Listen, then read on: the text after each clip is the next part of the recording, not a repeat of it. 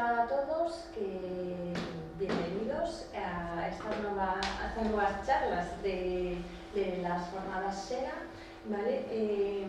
Como ya habéis podido conocer a algunas de las ponentes, que las presentamos antes a unas cuantas personas, en principio tenemos aquí a Marta González García, que es ingeniera agrónoma y forestal e investigadora del área de producción forestal del CETEMAS, del Centro Tecnológico de la Madera, del Principado de Asturias, que nos va a impartir la primera charla de gestión forestal sostenible en el Monte Bajo de Castaño. Y luego después, porque ya así pasamos ya hago la presentación y luego ya que hablen ellas. La chica que tenemos aquí al lado es Soledad Rodríguez Lazcano, que antes le confundí los apellidos, ¿eh? Es ingeniera también es ingeniera forestal y civil y es la coordinadora de la línea de madera estructural y de construcción también del Centro Tecnológico de la Madera, que nos impartirá la segunda charla sobre los hórreos, ¿cómo era el título? Hórreos... El castaño, los hórreos, paneles y cabazos en el Principado de Asturias. Vale. Entonces, bueno, esperamos que sea de vuestro interés, a ver si podemos sacarle todos provecho a toda la información que podemos ir obteniendo de técnicos, investigadores, historiadores, etc. Y sin más, pues daros las gracias a vosotras por asistir y os doy la palabra, ¿vale? Tenéis que calcar el acceso.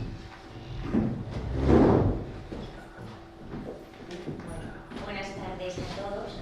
Pues primero, muchas gracias a la organización por invitarnos para formar parte de estas jornadas del Castaño, y muchas gracias a todos los asistentes por venir esta tarde pues, a compartir un rato con nosotros y aprender un poco más sobre esta especie. ¿Se oye mal?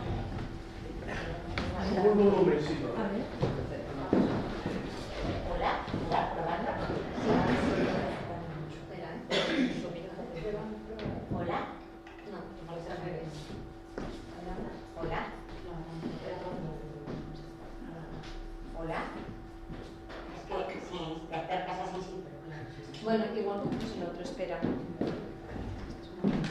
¿Se oye? ¿Ahora me oye bien? No. Es que luego después, ¿sabes qué pasa? Que luego ya no se oye. Hola. Sí. Es que yo creo que mejor, ¿eh? Un poco mejor. Ahí atrás, Fran. Sí, vale. Bueno, pues lo dicho, que muchas gracias a todos, a la organización y a todos los asistentes por haber venido hoy a compartir un rato con nosotras y para saber un poco más sobre esta especie tan importante para Asturias. Voy a comenzar hablando un poco de la Fundación CETEMAS, donde trabajamos. La Fundación CETEMAS es una entidad sin ánimo de lucro que se constituyó en el año 2009 y el objetivo es fomentar y promocionar la investigación, el desarrollo y la innovación en toda la cadena de valor monte-industria. Inicialmente compartimos instalaciones aquí en Grau, en La Mata, en la finca de La Mata con el Serida, con la sección forestal, y ya hace unos años estamos localizados en Carballín, cerca de Ferrón. En cuanto a nuestras áreas de actividad, pues nos dividimos fundamentalmente en 5 áreas. Yo pertenezco a la primera, la de producción forestal sostenible, pero también realizamos trabajos en organización y planificación forestal, geomática, construcción y materiales sostenibles, que es donde está englobada SOLE, y bioproductos. Realizamos servicios tecnológicos para empresas y distintos organismos relacionados con estas líneas y también damos formación específica en estos temas relacionados del monte a la industria, en multitud de disciplinas. Ahora ya vamos a empezar un poco a hablar sobre el castaño. Vamos a empezar hablando sobre que Asturias es una región forestal. Este es el mapa forestal del último inventario disponible. Ya hace bastantes años que está, es de 2012, esperemos que pronto tengamos el 5º inventario forestal, y podemos decir que del millón de hectáreas que tenemos en Asturias, un 73% tiene un uso forestal. Esto es muy importante, ya que la media más o menos nacional de otras regiones anda pues, por en torno al 55%. O sea que es muy superior a la media nacional. Por otra parte, ¿cómo se divide este uso forestal? Pues tenemos un 57%, cercano al 60%, de arbolado denso, donde las frondosas, los bosques de frondosas, ocupan el 85%, o sea, un porcentaje muy alto son bosques de frondosas en Asturias. Si hablamos de la distribución de las especies que tenemos, el primer lugar lo ocupa el castaño, que forma aproximadamente unas 80.000 hectáreas, es el 18% de la superficie, y es la primera formación forestal arbolada. Hay que decir que en el conjunto de España, Asturias tiene un gran nombre en lo que al castaño se refiere, ya que el 50% de todo el castaño que hay en España lo tenemos aquí en Asturias. Para repasar un poco las características que tiene esta especie, tampoco sé el perfil más o menos que tenemos, pero bueno, vamos a repasar un poco en qué consiste, qué características tiene el castaño y su ecología, antes de hablar más sobre la gestión silvícola de esta especie. Es una especie longeva, los individuos pueden vivir hasta 500 años, incluso algunos hasta 1000, y tiene un crecimiento considerado como medio rápido siempre que el terreno pues, lo permita. Por otra parte, tiene un porte robusto, regular, y los árboles pueden llegar a alcanzar hasta 35 metros de altura. Tiene una copa frondosa con elevada densidad que da lugar a los montes de castaño que conocemos en Asturias. Su corteza, pues en los primeros años, hasta 15-20 años, es lisa y gris, y con el paso de los años se va haciendo de color pardo y empieza a agrietarse. Por otra parte, su sistema radical, sus raíces, no es muy profundo, pero sí es bastante extendido, lo que le confiere pues, resistencia frente a algunos agentes, como es el viento, dándole pues, una estabilidad importante.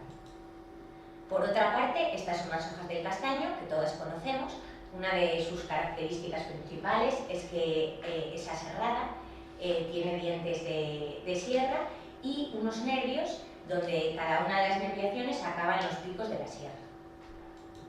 Por otra parte, la floración se produce a finales de primavera y los frutos los obtenemos ahora en otoño. Están dentro de los erizos que los protegen, liberando las castañas durante esta época. Bueno, en cuanto a la ecología del castaño, tenemos aquí un mapa de Europa, donde vemos en azul por dónde se distribuye fundamentalmente. Vemos que son países mediterráneos como Francia, Italia, también otros países del este. Y en España está fundamentalmente en el norte, como comentábamos, en Asturias, en Galicia, en la parte del Lugo y Orense, y hay una superficie también importante en el norte de León, en la zona del Bierzo. Justo la semana pasada fue la feria Biocastanea, que es una feria internacional que se hace en Ponferrada, en el Bierzo, todos los años, y bueno, tiene bastante relevancia y se presentan trabajos de toda España, de Portugal y de las regiones cercanas. Nosotros estuvimos allí presentando también algunos trabajos que estamos haciendo actualmente.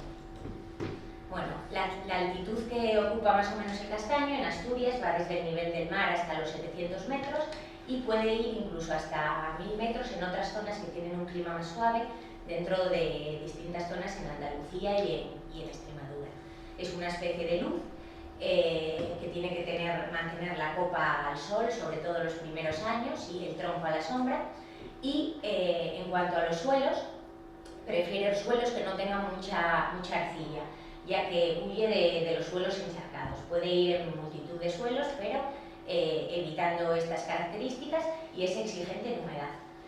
La precipitación anual pues, está entre aproximadamente 400-900 milímetros, pero es importante que esté distribuida a lo largo de todo el año y haya precipitación también en las épocas de verano, que es fundamental para el desarrollo del fruto y la producción luego de la castaña en otoño. Y en Asturias, como todos sabemos, pues está en laderas que exigen bastante pendiente, preferentemente en exposiciones noroeste o norte, aunque lo podemos encontrar en todas las exposiciones disponibles, y el resto de las condiciones pues son adecuadas. Bueno, ¿cuál es la situación en Asturias desde la antigüedad y cómo hemos llegado al momento que tenemos actualmente? Bueno, pues el castaño es un árbol muy importante para Asturias desde la antigüedad.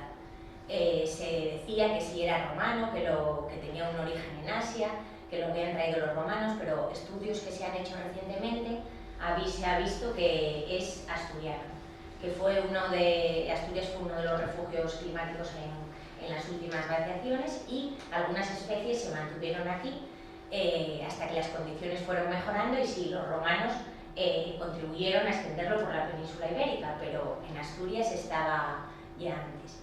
Ha sido pues muy importante para la alimentación, sobre todo en los años donde no había llegado la patata, el maíz, para la alimentación humana y animal. Y también la madera ha tenido grandes usos por la calidad que tiene y su durabilidad y sus características frente a la intemperie. Se ha utilizado para construir viviendas, cuadras, y de lo que vamos a hablar en la segunda parte de la jornada, que son hórreos y paneras, para ebanistería, leña y multitud de usos. Sin embargo, con el paso de los años, en las últimas décadas, con la degradación del medio rural, hemos llegado a una situación en que no ha habido gestión forestal durante bastantes años y los montes pues, han pasado a estar bastante densos, en ocasiones con enfermedades, pasados de turnos para poder hacer una gestión y aprovecharlos, y sin un fin claro. Por eso, a partir del año 2009, el Principado de Asturias, en colaboración con CETEMAS, estableció el Plan Estratégico del Castaño, donde empezaron a hacerse una serie de actuaciones para mejorar la situación existente. Bueno, vamos a explicar unos conceptos básicos de silvicultura, porque a lo mejor habéis visto en la presentación, en el título, Monte Bajo, y no sabéis muy bien a qué se refiere. Entonces vamos a clarificar unas cosas para que podamos entender mejor pues, este tipo de gestión de monte. En silvicultura llamamos monte alto a aquellos montes donde las plantas proceden de semilla. Las semillas cayeron al suelo, salieron plantas, y tenemos actualmente esos árboles como se puede ver en la foto. Por otra parte, el monte bajo serían aquellas especies que una vez que se cortan se dejan rebrotar y tienen múltiples rebrotes de cepa. Y luego tenemos una situación intermedia donde se va a combinar, que se denomina monte medio, y se combina un estrato dominante muy espaciado y un piso inferior donde hay brotes de cepa o árboles que proceden de semilla. ¿Qué situación tenemos en Asturias? Pues fundamentalmente la mayor parte de la superficie que tenemos es todo monte bajo, es decir, rebrotado de cepa. Los montes altos existen, sobre todo han venido en los últimos años de la mano de subvenciones para reforestar, plantaciones de madera o de fruto, y también hay, pero en mucha menor superficie. Y tenemos en realidad unas masas heterogéneas donde se mezcla este monte bajo de rebrotes con otros árboles injertados de hace años, los conocidos como cabornos o caduchos, que hacen pues, una situación de masas heterogéneas con a veces un excesivo envejecimiento de los montes. Bueno, ¿qué ocurre fundamentalmente una vez? Vamos a empezar desde cero. ¿Qué ocurre cuando se lleva a cabo la corta de un castaño? Bueno, como comentamos antes, es una especie que tiene gran vigor para recortar de cepa. Entonces, una vez que se corta, empiezan a aparecer múltiples brotes alrededor de la cepa, como podéis ver en la foto.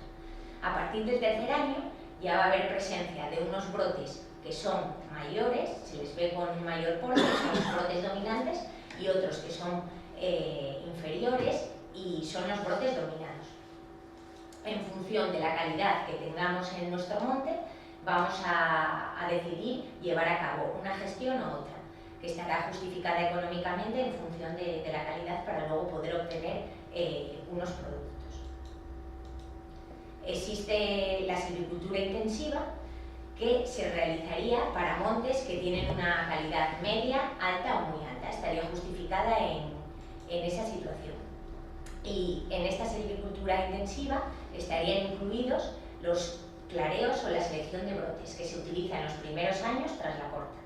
En esta selección de brotes dejaríamos dejaríamos pues, aproximadamente pues, unos 900 pies por hectárea, 1000, dependiendo del sitio, para controlar un poco la densidad. Y hay que comentar que en este tipo de clareos el producto que sacas no es aprovechable por la industria de la madera, no tiene valor comercial.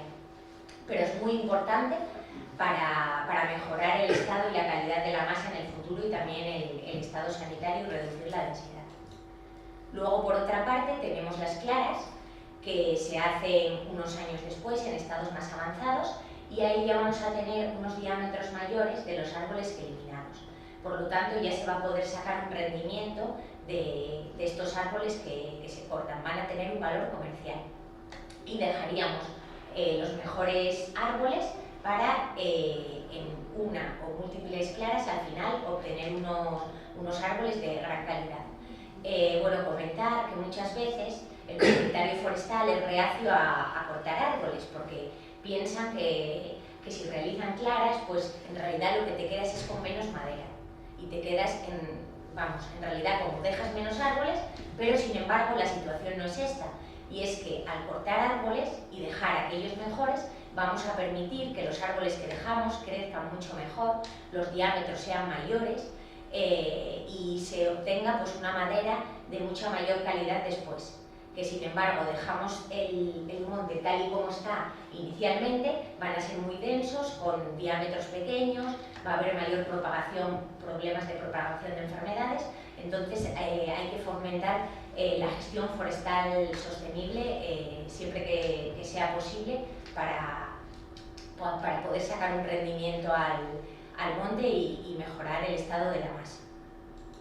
Bueno, además de las claras, las podas son muy importantes en el castaño, las podas de formación, porque lo que buscamos al final va a ser un tronco derecho con pocas ramificaciones. Cuando hay ramas, lo que van a formar en la madera son nudos, que son al final discontinuidades y bajan el valor comercial de la misma. De manera que, coincidiendo con las primeras actuaciones de clara, lo ideal es llevar a cabo una poda de los primeros metros, 5 o 6 metros, para obtener luego fustes de madera libre de nudos en la parte de abajo. Y nunca se debe eliminar más de la mitad de la copa viva, y tanto las claras como las podas tienen que llevarse a cabo antes de que comience la actividad vegetativa. Durante el invierno está regulado, ese tipo de cortas tienen que realizarse en un momento determinado donde no tienen hoja y la savia está parada. Bueno, de manera que, un poco resumiendo, ¿dónde se recomienda hacer una gestión forestal activa del castaño? Bueno, pues van a ser montes bajos jóvenes que tienen una calidad media, alta o muy alta y han alcanzado una altura dominante de 9 metros. Ahora voy a explicar lo que es la altura dominante, que es una variable forestal. Y por otra parte, tienen que estar sanos o con una incidencia de chancro moderada, hasta el 35%. ¿Cómo puedo saber la calidad que tengo en mi monte? Si me va a ser rentable llevar a cabo una gestión forestal del mismo o no. Bueno, pues la calidad se mide con estas curvas que podéis ver en la gráfica, están clasificadas en 5 tipos, y para saber la calidad de mi monte necesito saber la altura dominante. La altura dominante es una medida forestal que es la media de las alturas de los 100 árboles más gruesos en cada hectárea. No se busca que se midan todos los árboles de la hectárea, porque es mucho, sino que se hacen pequeñas parcelas forestales donde se miden las alturas y los diámetros. Entonces, en esas pequeñas parcelas, que luego veremos un ejemplo de 5 metros, vamos a tener los árboles dominantes, cogeremos los más gruesos, haremos una media de las alturas y vamos a tener la altura dominante de mi monte, que puedo referenciarlo a una edad y conocer la calidad para saber qué itinerario silvícola es más apropiado para el mismo. Bueno, comentar que el año pasado, dentro de una convocatoria que hubo en Asturias, que se denominó Misiones Agroalimentarias, elaboramos unos itinerarios para la gestión del monte bajo de castaño, para la obtención de madera. tenéis luego ahí unos folletos si queréis cogerlos y bueno, explica un poco más detalladamente lo que voy a contar ahora para que os quedéis ahora con una pincelada, pero bueno, no profundizar, y si luego tenéis dudas podéis contactar con nosotros, escribirme o lo que sea para clarificar. Bueno, de manera que hay distintos tipos de itinerarios. En el caso de que la calidad sea media, alta o muy alta y la edad sea inferior a 25 años, hay dos opciones, que es hacer una silvicultura dinámica o hacer una silvicultura intensiva en una única clara. Y luego tenemos por otra parte que cuando la calidad ya es baja, muy baja, o la edad ya es superior a 25 años, ya no estaría justificado desde el punto de vista económico hacer esta gestión. Pero bueno, hay otras maneras de poder sacar un rendimiento y aprovechar la masa, que veremos ahora.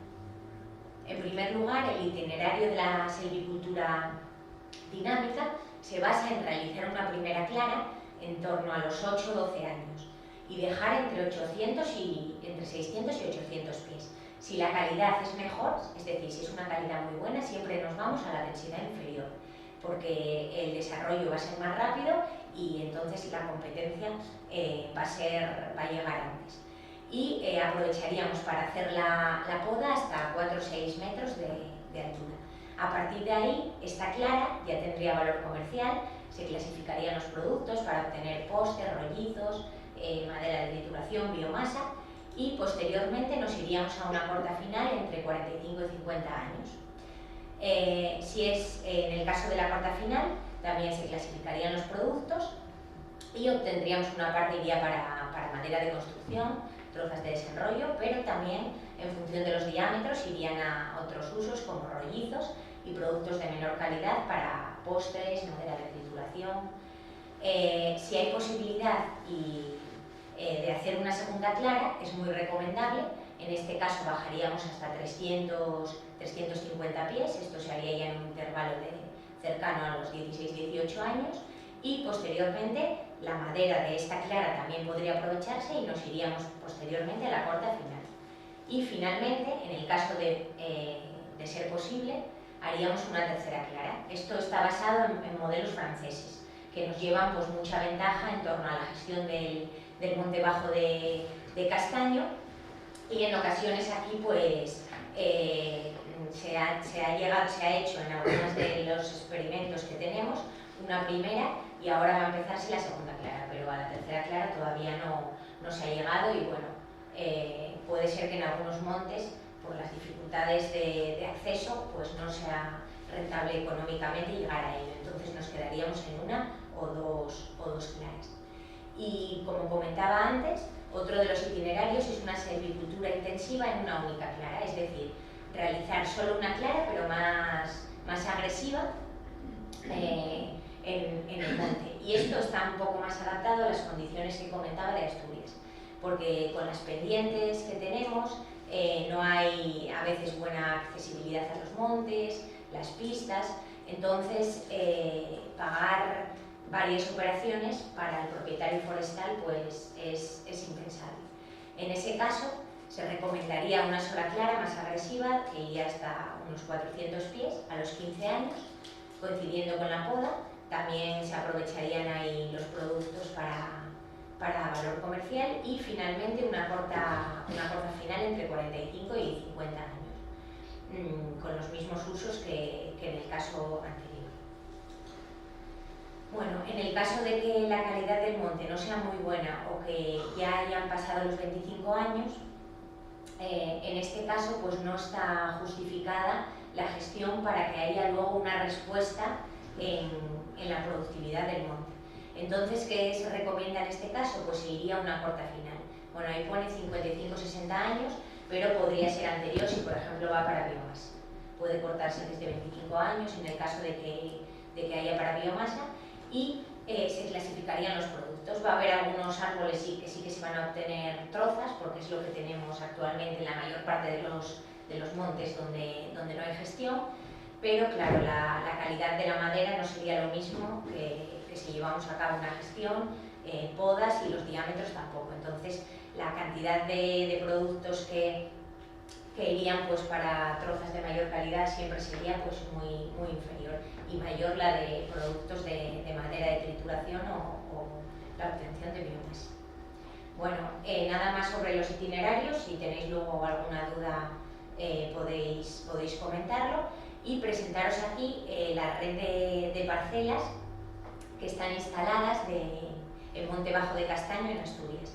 Se iniciaron en la instalación de la red en 2009 con la colaboración del CETEMA. Se empezaron por parcelas sin gestión y a partir de ellas se hicieron una serie de herramientas que luego voy a comentar, y posteriormente también con la colaboración de empresas como el Grupo Siero, en sus montes empezaron a hacerse gestión forestal y claras en los montes de castaño.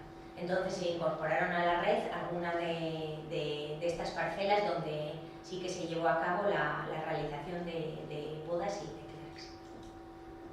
Bueno, en cuanto a las herramientas desarrolladas hasta el momento, que están disponibles libremente para la administración, para propietarios, gestores, empresas, hay ecuaciones de biomasa, tanto a nivel individual, cepa y masa, también hay ecuaciones de volumen.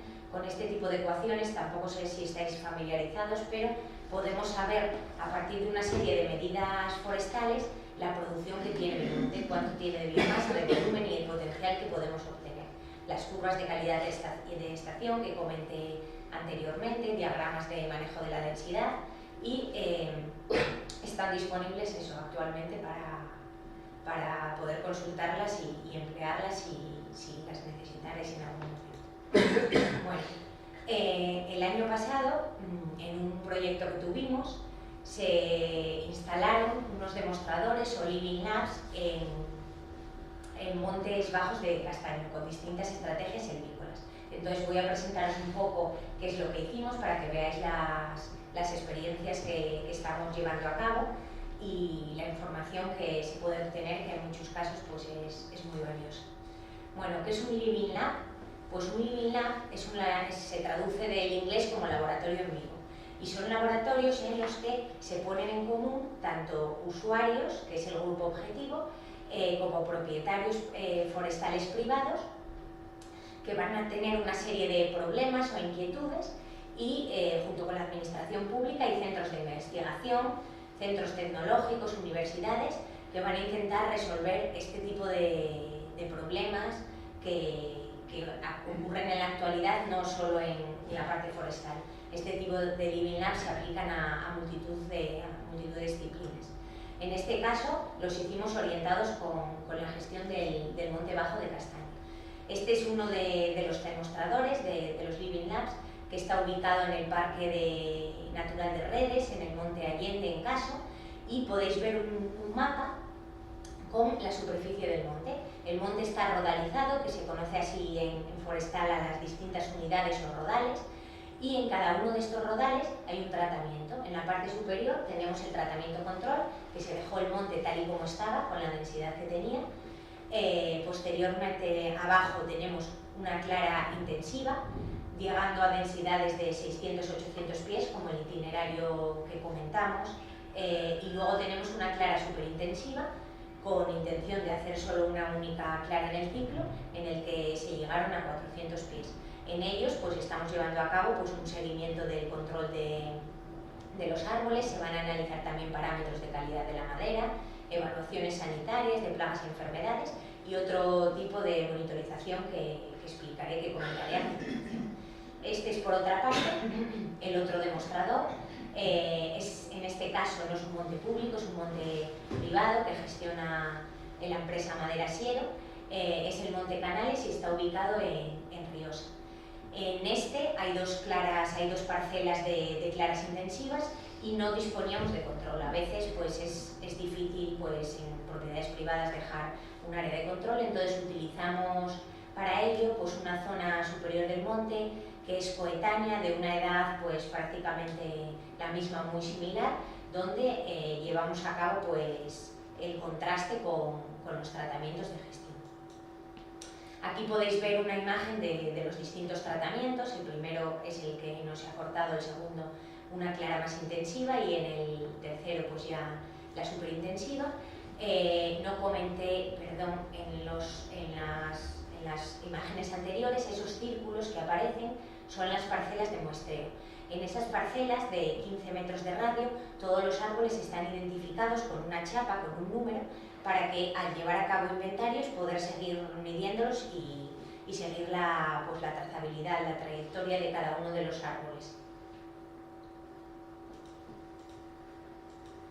Se han llevado a cabo ya 2 inventarios forestales, anteriores y posteriores a la Clara y unos años después para ver su evolución, y está próximamente planificado el tercero para este otoño-invierno. Actualmente pues aquí se están llevando a cabo distintos controles y también se han hecho vuelos con drones para estudios de la cobertura vegetal y el seguimiento del efecto de las claras.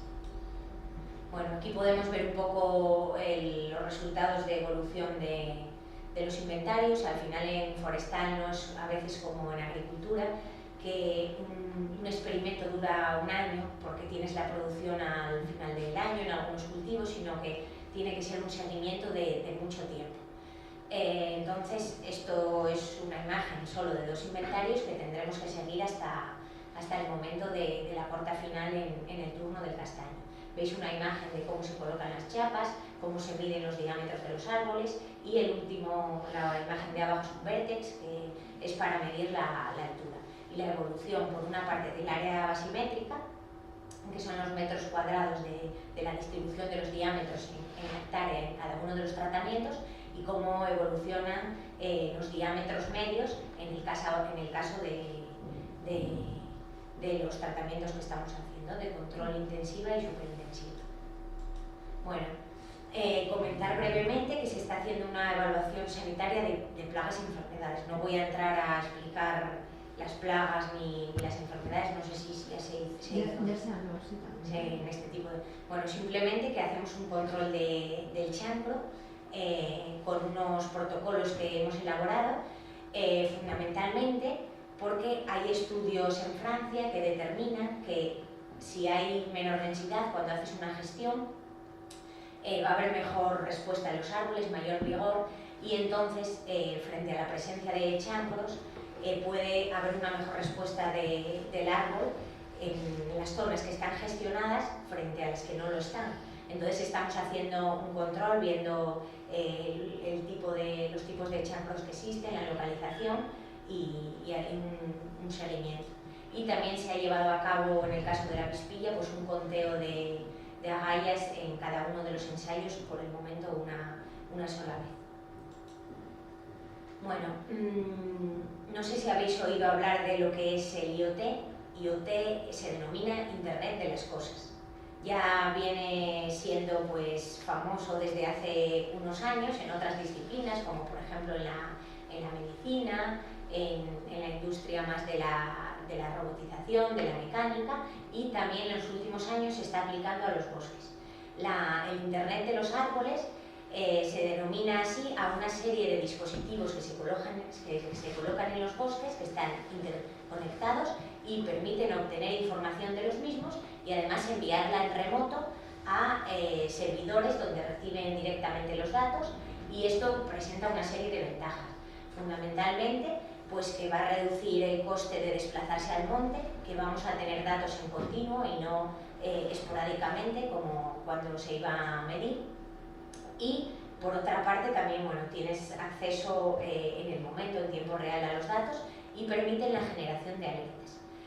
La generación de alertas, por ejemplo, es muy importante en la agricultura de precisión, porque en los frutales o en viñedos o en cultivos que se riegan, permite tener sensores de humedad en el suelo, incluso en las hojas, y cuando se reduce pues, la humedad, manda alertas de que se necesita regar y se activan los equipos de riego. También son importantes, por ejemplo, en temas de plagas, porque, por ejemplo, ha habido mucho problema en las palmeras del picudo, sobre todo por el levante, y utilizan este tipo de sensores para detectar el movimiento de las larvas, que es impredecible pues, por los humanos, y con esto avisan de que la plaga está actuando y ya se pueden llevar a cabo pues controles. En el caso del Monte Bajo de Castaño, en estos demostradores o Living Labs que he explicado, instalamos unos equipos que son capaces de de recoger distintos parámetros, tanto climáticos como edáficos como de los árboles. Este sería la imagen de uno de los equipos, se alimentan con placa solar. Bueno, también esto hay que comentar que en este tipo de montes que son bastante densos, pues nos han dado bastantes problemas. Y hemos tenido que incorporar no solo las baterías que venían pequeñas, sino mayores, porque cuando está totalmente cubierto de hojas, el equipo no se puede instalar en una pista muy lejos, no, tiene que estar en el cultivo y a veces pues la luz es difícil que llegue. Entonces estamos haciendo pruebas del tema de baterías para poder utilizar esto. Cuando cae la hoja no hay problema, pero durante algunas épocas como la primavera y el verano pues sí que nos lo han dado. Tienen unidades centrales donde va el módem, la batería, la tarjeta SIM y luego esto que veis aquí dentro de la campana incluiría sensores ambientales de humedad y temperatura. El sensor de radiación se colocaría aquí en esta placa para poder estudiar la radiación solar que llega y estamos también monitorizando la humedad, la temperatura y la conductividad del suelo. También hay unos sensores que simulan a una hoja, estableciendo pues una humedad relativa que puede ser comparable a la humedad que tiene el castaño, y dendrómetros.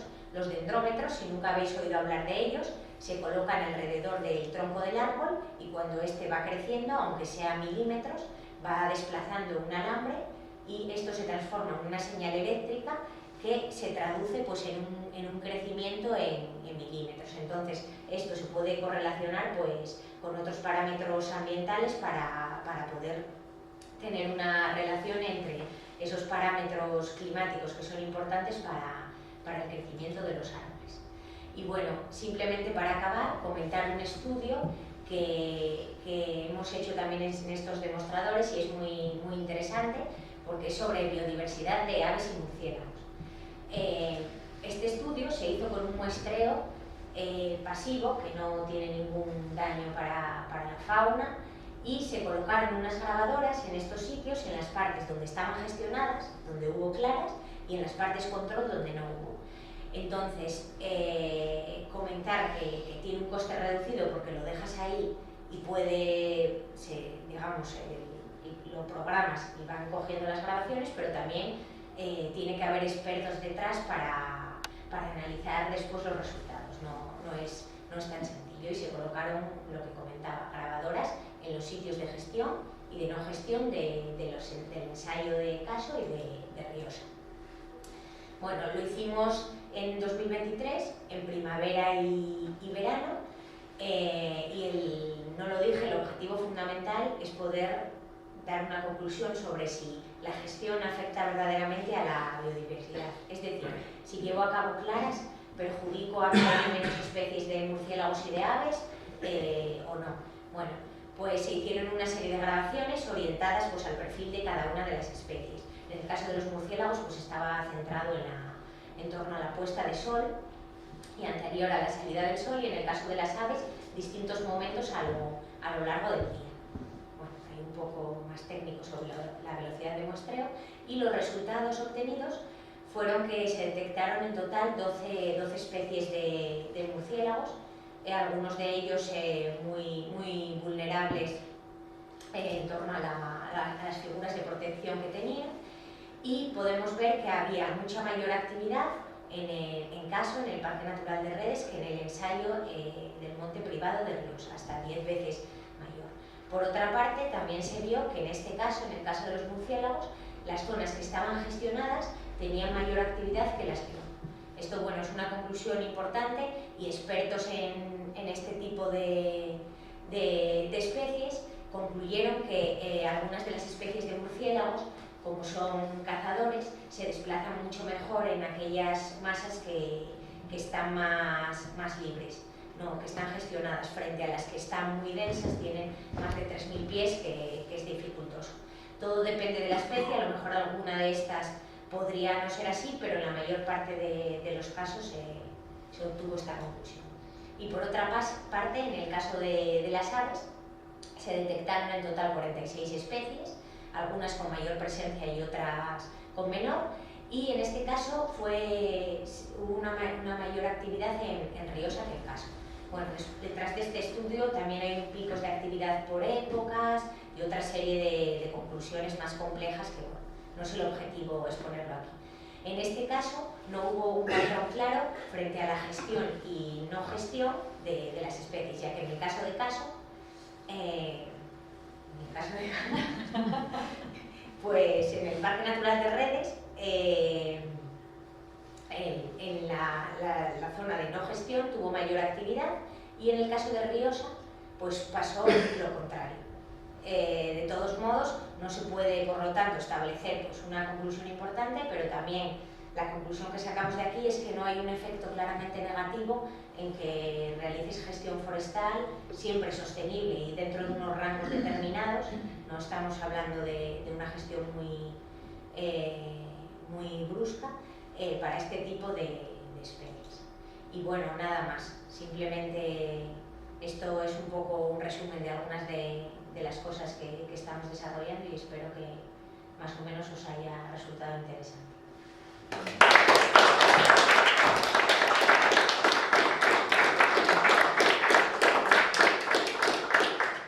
No sé si alguien tiene alguna duda o quiere hacer alguna consulta o algo. O curiosidad, que a lo mejor os haya llamado la atención Yo tengo una. Te has centrado, no sé si es el caso, te has centrado sobre el tema del aprovechamiento del árbol como madera. ¿Y qué pasa con los frutos? Bueno, en este caso se trata de plantaciones que están orientadas a la producción de madera. Tenemos en la actualidad otro proyecto en marcha, el proyecto CARES, que están estudiando temas de productividad con soutos de castaño. La verdad que es interesante, bueno, a lo mejor puede ser para el año que viene, cuando acabe el proyecto, Sí. venir a... Y en ese caso sí que lo que se está haciendo es un estudio de soutos abandonados, cuánto costaría, qué labores hay que hacer para ponerlo en funcionamiento, y a partir de ahí empezar a sacar un aprovechamiento de la castaña. Es un proyecto que también estudia resina y otros usos compatibles, pero por el momento no tenemos datos de producción de castaña.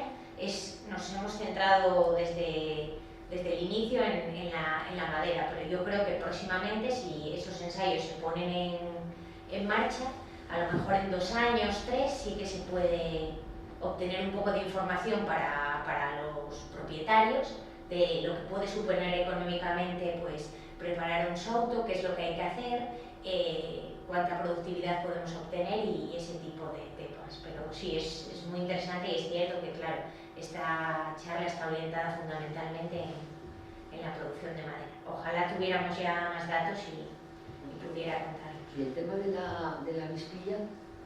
¿Cómo lo lleva esos estudios para eliminar eso? ¿Alguna charla sobre Sí, es que es lo que Pues he iba a comentado decir yo, que que dentro de lo que fueron las jornadas, bueno, las jornadas era las jornadas etnográficas del rural asturiano, este año, el 2024, se ha dedicado al castaño, pero en todos sus ámbitos. Entonces, desde la parte de historia arqueológica y la arqueología, hasta la evolución del castaño en esta zona, en esta región y en la región asturiana.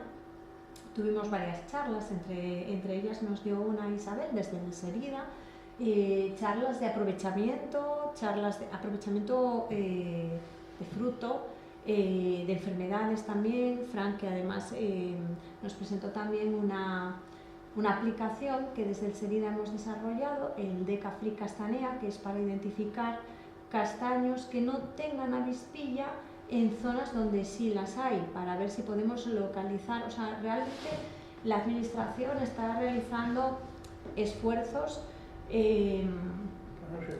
Claro, lo que pasa que, claro, el castaño, o sea, los árboles, efectivamente, es difícil. Si fuera fácil, ya se hubiera encontrado una solución. Claro, es que no se fomenta nada el cultivo Claro, pues vamos a Francia y ahí los tienen como un... No hace falta ir a Francia, vete al Bierzo. Incluso en el Bierzo. Estamos comprando castaña del Claro. Bierzo y tenemos el 50% de los castaños de España. De aquí, Por eso digo, de que claro, está enfermo el 90%. de aquí es por eso que se generaron estas jornadas, para que la gente, no solamente el ciudadano de a pie, sino productores, que empuje un poco la eso, administración, para poner que colabore algo, ¿no? en conjunto A los Claro, paisanos hay que echarles una mano.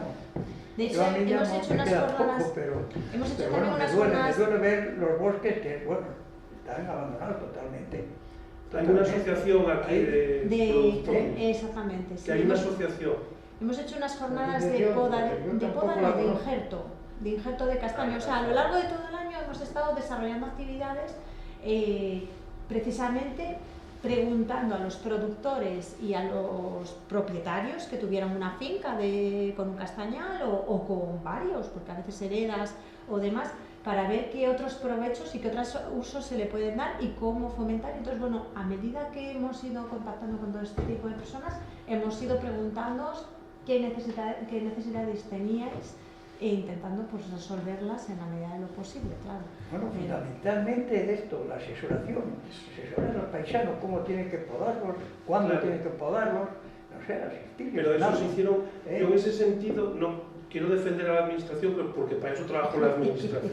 La culpa es siempre de la administración Sí. y niego la mayor. Es decir, ¿Quién la dirige- comunicación. ¿Quién dirige ¿Y el de quién pueblo? es el castaño? ¿Quién dirige el pueblo? El problema La es que es verdad administración, que ¿no? No estoy de acuerdo, perdona, pero no estoy de acuerdo. Es decir, si tú tienes un castañal, pues pica tú, vete tú a pedir, vete tú a solicitar. Pero O si sea, yo soy un ignorante... no, escucha, yo soy no ignorante. digo No, tú, por eso- digo en general. sí, no, por no eso, lo tomes por así. eso hacemos estas jornadas, para llegar a No, mucha no gente digo en general. y Claro, que la gente mentalizar pueda a la gente. efectivamente. Bueno, De Marco hecho, tiene hemos una hecho experiencia, jornadas- una experiencia interesante Digo para en general. contar respecto a eso, Marta. Sí, hubo un programa de jornadas por toda Asturias, ya fue en el año 2010 y nos desplazamos a muchos sitios para dar formación también no teníamos resultados, pero bueno, con los modelos franceses un poco, y es verdad que en muchos sitios no había Eso de los interés. clareos, que vamos, considero que es fundamental,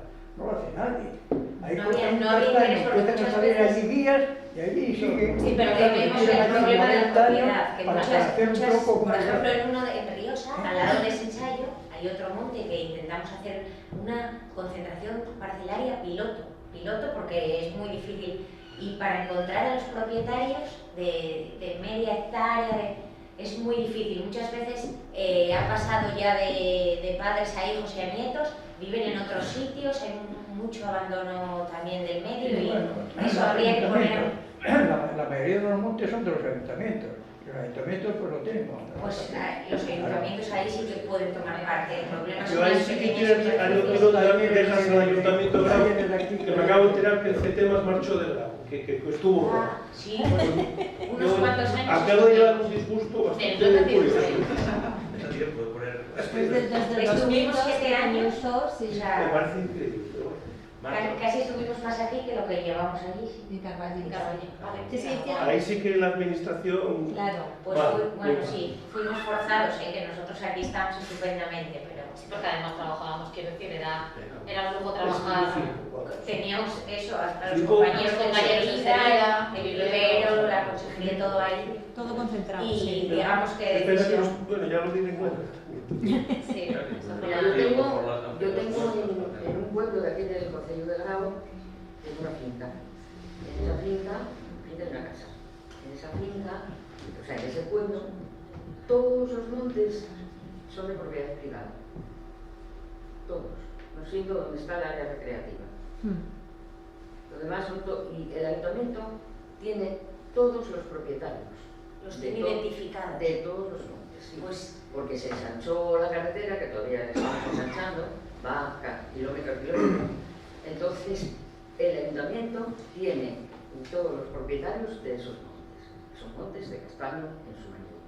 Pues eso es lo... Se están cayendo, cada poco se cae un árbol, se tocan los vecinos a cortarlo, bueno, unos follones tremendos. Es lo más interesante, que se pongan en común, porque la mayor parte de las de las actividades silvícolas que ponemos aquí son caras porque es para una superficie pequeña. Tú si al final te agrupas con los vecinos y hacéis una superficie mayor, la máquina se desplaza y el coste es muy inferior, tanto eso como para luego obtener la madera, para todo. Entonces, poder tener la información y a lo mejor no son todos de los mismos años, pero pueden agruparse para hacer un plan de gestión y poder... El problema aquí es que los vecinos ya son todos muy mayores, algunos murieron, los herederos no quieren saber nada. Es la mayor problemática que existe. El otro día, todavía hace un mes y pico, un chico que pues compró una propiedad allí, vive allí, y quiso limpiar parte del monte para que no se cayeran árboles a la carretera. Sí. Entonces le costó triunfos encontrar a alguien que se lo hiciera. Después resultaba que había determinado tipo de árboles que eran muy viejos, que decían que esos no se podían tocar, porque estaban protegidos por no sé años que eran árboles centenarios, no sé qué. El caso es que el centenario pasa. Y cualquier día cae, pilla un coche allí y luego a ver qué pasa con el centenario. Entonces os quiero decir que sí, hay múltiples yo no tengo montes, yo tengo un único castaño en mi finca. Fue un castaño obtenido por semilla, un chambero obtenido por semilla. Estaba la madre de guapo y tal, empieza a salir la vispilla dichosa, fui a la mata. Me dijeron, no, es que vamos a empezar a investigar. Bueno, fui otra vez después de unos años. No, es que estamos investigando, pero no somos capaces. O sea que eso debe ser lentísimo.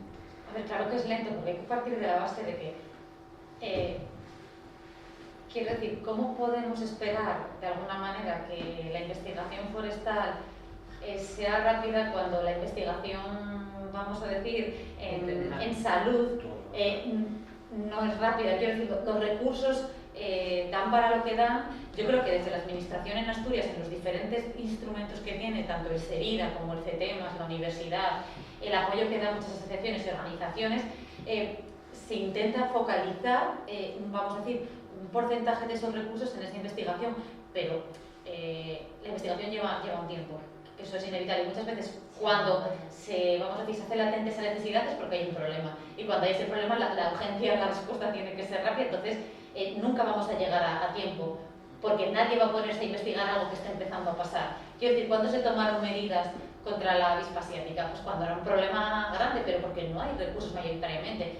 Y a mí, al final, Marta ha hablado de cosas que yo voy a hablar ahora en un rato, que siguen teniendo el mismo nexo de unión, que es el abandono del medio rural. Entonces, el abandono del medio rural es el problema de todo. Y yo personalmente pienso que mientras que haya sitios que no tienen un médico,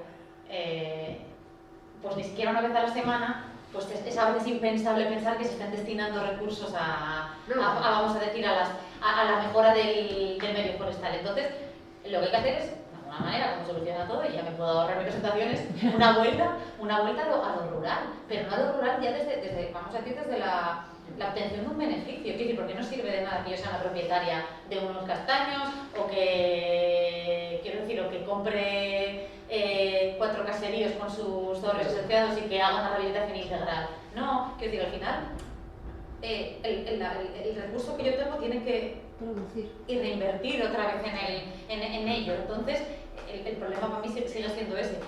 Y yo, que no estoy en la parte forestal, vamos a decir que me dedico puramente a lo que es la explotación y la parte de madera, me parece que con el seguimiento que llevo haciendo estos años se han hecho avances grandísimos por parte de las compañeras del SERIDA y de CETEMAS en esos temas. Lo que pasa es que no da tiempo a veces todavía a poner eso en práctica, pero ya hay soluciones que están funcionando. Sí. Es que también hay un problema, que si tienes ahora que esta señora un árbol tal, si te pones a cortar, lo más seguro es que te metan a ti una multa. Es que hay veces que quieres entrar a tu monte y no puedes hacer absolutamente nada, pero nada. Pues siempre estás pensando, y si corto esto, y si me equivoco... Bueno, yo creo que los técnicos en la administración son lo suficientemente cercanos como para asesorar. Otra cosa es que, yo creo que eso también es un error que a veces se comete. Ojo, y esto es muy atrevido decirlo aquí, vamos a decir en voz alta por mi parte, pero el hecho de habitar un medio no te da derecho de decisión siempre sobre el mismo. Claro. No, quiero decir que hay unas, vamos a decir, yo que vivo en Oviedo, no puedo, vamos a decir, tomar decisiones sobre cosas y hacerlas como a mí me apetece, tal que sí, porque al final vivo vamos a decir, vivo en una sociedad con unas normas y unas leyes, entonces me estoy guiando para llegar, quiero decir. El tema es que no se puede, quiero decir, aunque toda la vida se haya hecho, no podemos ahora, quiero decir, tomar vamos a decir, la decisión o libertad cuando vivimos, vamos a decir, bajo unas normas, entre comillas, de convivencia, de cortar cuando a mí me apetezca, intervenir cuando a mí me apetezca, porque eso de alguna manera está regulado por una serie de, vamos a decir, de normativas que tienen en cuenta muchísimos aspectos, no solo el hecho de obtener una madera o no tener una madera, es decir, hay, desde lo que hablaba Marta de biodiversidad, hasta muchísimos aspectos. Entonces, yo opino un poco como Marta, creo que a veces, y lo que opinabas, ¿tu nombre era persona? Gustavo. Sí, Gustavo, disculpa, lo que opinaba también Gustavo, a veces como ciudadanos picamos poco a la puerta de la administración y la administración está más dispuesta a escuchar y ayudar de lo que pensamos. Entonces, en el caso, por ejemplo, de cuando se necesitan hacer intervenciones de urgencia, la administración actúa y da permisos y se permite cortar, quiero decir, no. El problema es que a veces nosotros como... Hay mucha la gente al final protesta, pero luego no busca solución, entonces es como un poco la pescadilla que se mueve. Bueno, Yo me acuerdo que de... tampoco sabes dónde puedes preguntar, porque yo soy precisamente, Sí, en una de las cosas que estaba hablando yo ahora, que he heredado cosas que mi suegro jamás nos dijo que tenía, o sea, ahora que estamos jamás nos dijo. Fincas que no se sabe dónde están el linde, no se sabe dónde, no sabes lo que tiene, pone robledales, que tienes que ir allí in situ a ver lo que hay, porque no, y realmente... Claro, pero para otro tipo de propiedades estamos acostumbrados a ejercer, vamos a decir, Claro, pero yo un ahora control y un no sé a seguimiento. dónde tengo que preguntar. Al Yo catastro, en primer Orense, sitio. Claro, en Orense. Al catastro, el primer sitio, pero quien tiene un piso que quiere alquilar o que quiere vender se preocupa de cómo está ese piso, de adecuarlo, quiero decir, Sí, claro. de decentarlo, de participar de alguna manera en que eso genere un beneficio que revierta, ¿no? Pues esto es un poco lo mismo. Yo tengo amigas que han heredado también parcelas y montes y se han hecho un trabajo de visitas a catastro de la leche hasta que han conseguido tener eso. Pero eso es como me puede pasar a mí el día que a lo mejor fallezcan mis padres y me doy cuenta de que no tienen los papeles arreglados de todo. Lo que pasa es que con el monte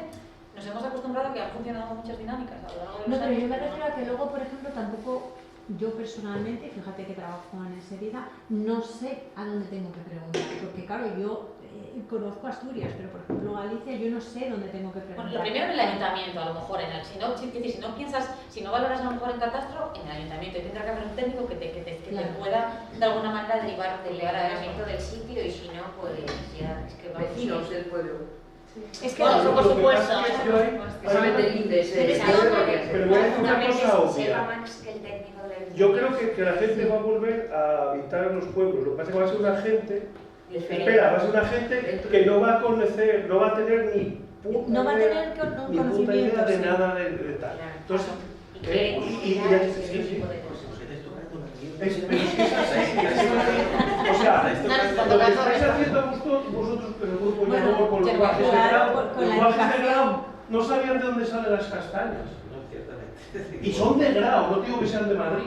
Ya. Claro, es que hay un problema generacional ahí tremendo. Pero el problema y el crítico... Entonces, ¿qué más da que tengas una castañal si no sabes qué hacer con ella? El principal problema es uno, la abandono medio rural.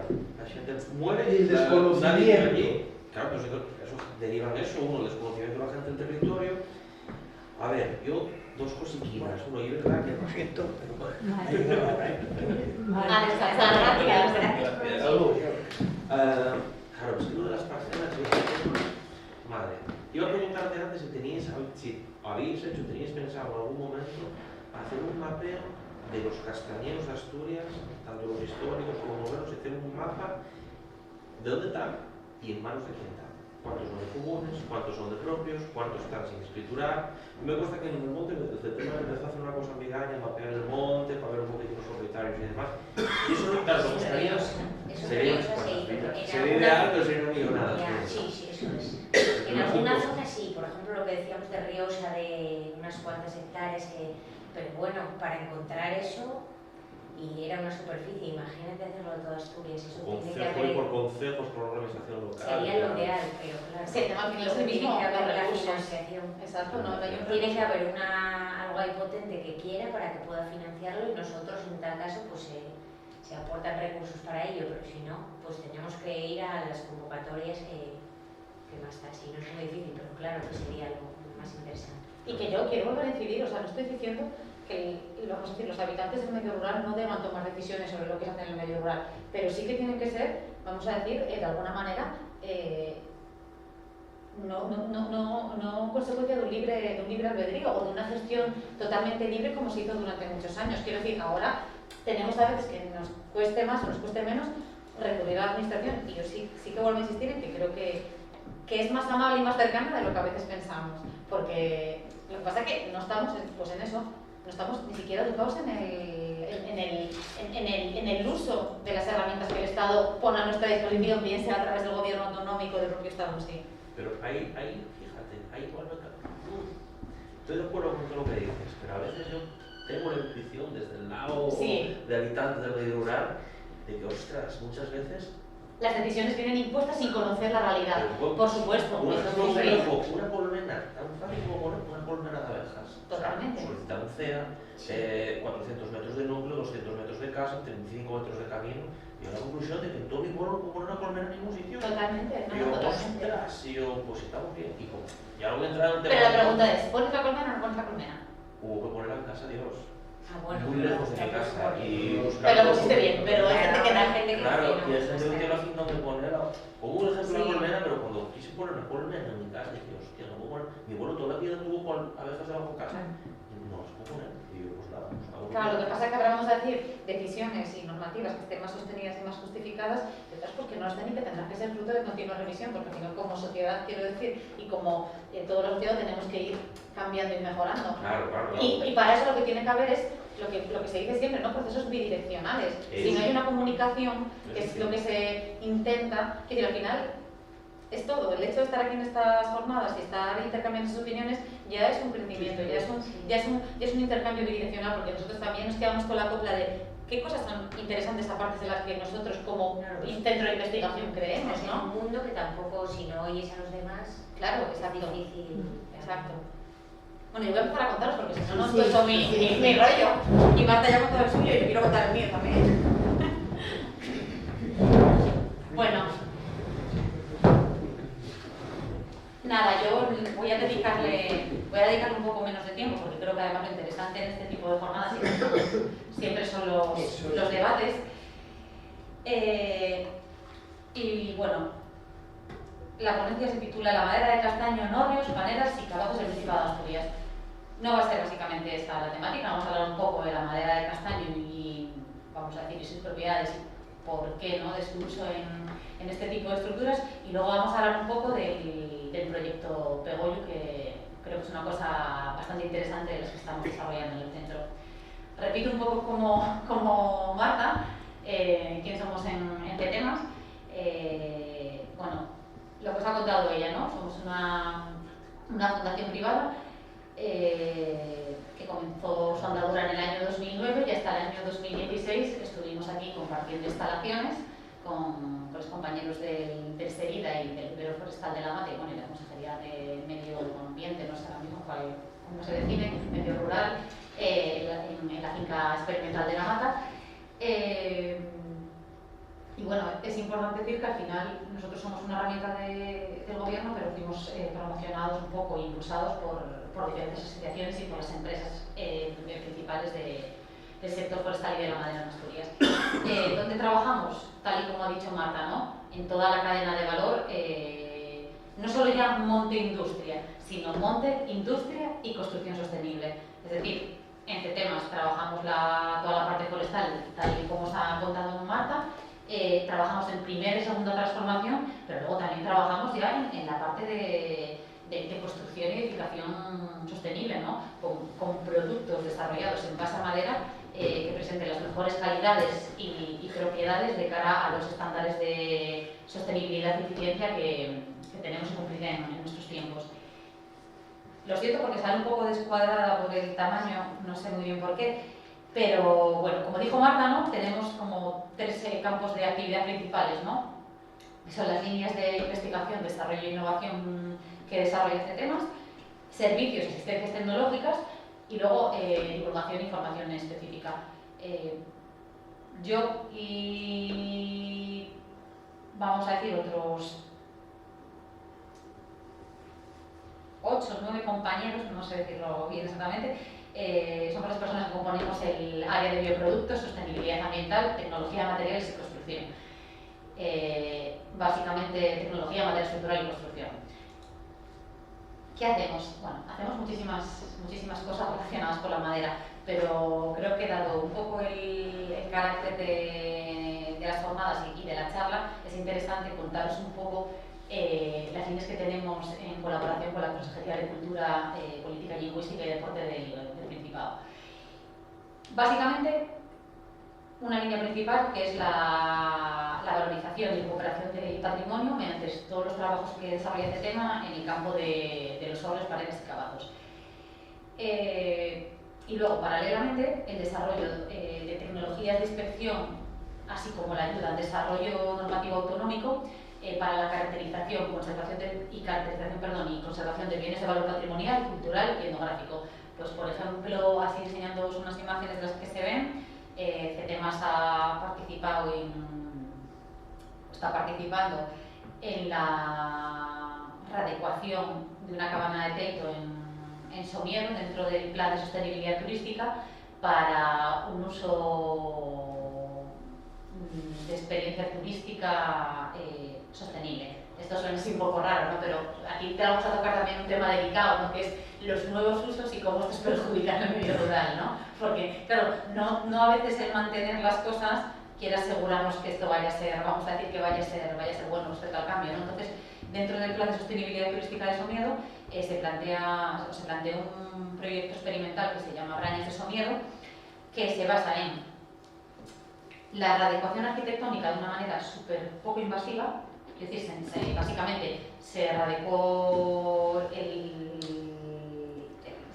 toda la estructura del Teito, pero con intervención mínima, manteniéndola totalmente, mediante la instalación de unos módulos de madera desmontables que dan un aspecto interior como de pequeño refugio de montaña, en el que cualquier persona que acuda a realizar una actividad turística de avistamiento nocturno de fauna, cielos en verano, cualquier, vamos a decir, cosa relacionada con el medio natural, pueda utilizar de manera puntual como refugio. Es decir, no tiene instalación, no hay camas, no hay, vamos a decir, ningún tipo de servicio.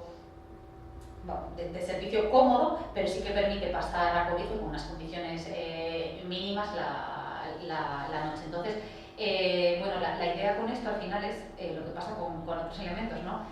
Que es motivar a los propietarios a que se mantengan las estructuras, porque se puede sacar, vamos a decir, una rentabilidad de ellas, pero siempre intentando que no se cambie el uso. Es decir, o sea, el uso no va a dejar de ser ganadero, ¿no? Y se va a intentar mantener eso, y no todas las cabanas van a poder transformarse, pero sí que de alguna manera es fomentar que tanto el turista pueda conocer la Braña en sí y cómo sería la vida del brañero en el Teito, como de alguna manera motivar a otros propietarios a que los mantengan y no se dejen caer, ¿no? Entonces, bueno, por ejemplo, hemos participado en ese proyecto. Nosotros lo que hemos hecho ha sido un levantamiento con un láser escáner terrestre y un cálculo de las estructuras para que de alguna manera asegurar que no va a haber un peligro de derrumbe o de caída de la cubierta frente a la presencia de personas. Y luego, por ejemplo, pues hemos participado pues, caracterizando a lo mejor la madera en el mazo de Mazo Novo, que bueno, necesita una serie de intervenciones, y nosotros hemos ayudado a caracterizar esa madera de roble y, por ejemplo, pues a plantear la necesidad de sustitución de piezas en el manzado. Entonces, bueno, intentamos colaborar siempre teniendo en cuenta que temas trabaja para el desarrollo y mejora de nuevos productos en madera, pero también para cuidar y preservar lo que ya tenemos, ¿no? que son los hórreos. La verdad que me parece como una cosa, como vamos a decir, innecesaria, ¿no? de contar aquí en este foro. Como ya he dicho antes, yo no soy una especialista en este tipo de estructuras, pero sí que, bueno, es necesario, vamos a decir, hacer un poco de repaso antes de hablar del banco, ¿no?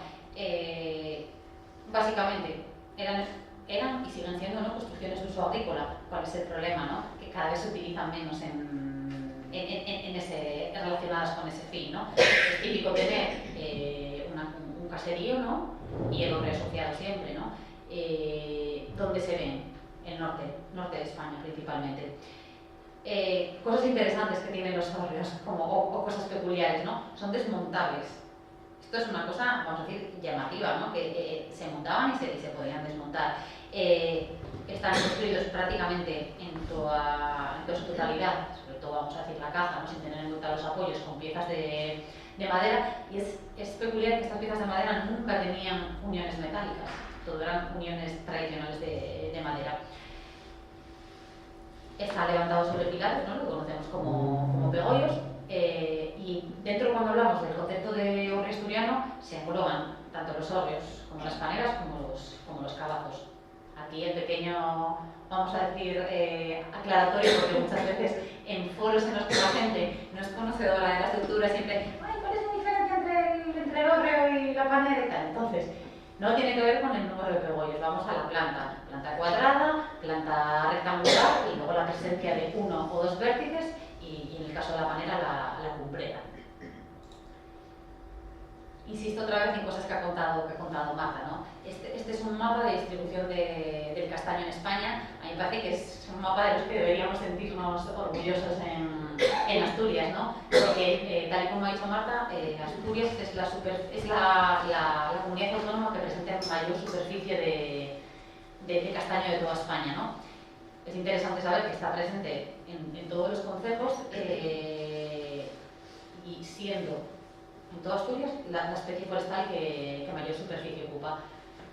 Hablamos, ¿no?, de dos tipos, ¿no?, respecto a ese 1.000.000 de hectáreas que puede tener de superficie toda la comunidad. En 80.000 el castaño está presente como especie principal, y en otras 115.000 hectáreas, que es una barbaridad, está formando lo que llamamos bosque atlántico con otras especies como pueden ser robles, las hayas, y siendo él la especie siempre predominante en la mayoría de los casos. ¿Cuáles son los concejos con mayor presencia? Tineo, Cangas del Narcea, Mieres, Aller, de Berga, Quirós, Lena, y bueno, realmente toda la cuenca del Nalón. Estos son los concejos que presentan mayor superficie. La madera de castaño. Aquí es donde entramos un poco en la parte interesante, ¿no?